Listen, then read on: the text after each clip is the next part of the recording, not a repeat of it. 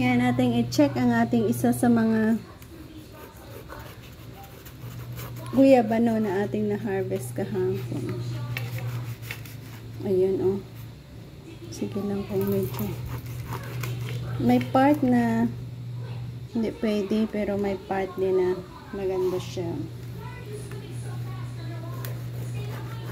Ayan.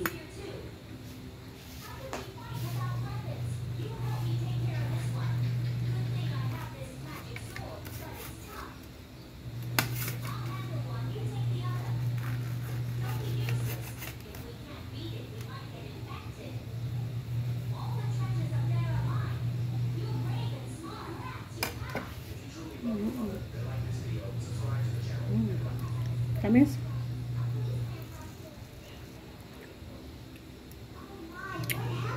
Maasim na matamis, ganyan ang ating sour soup.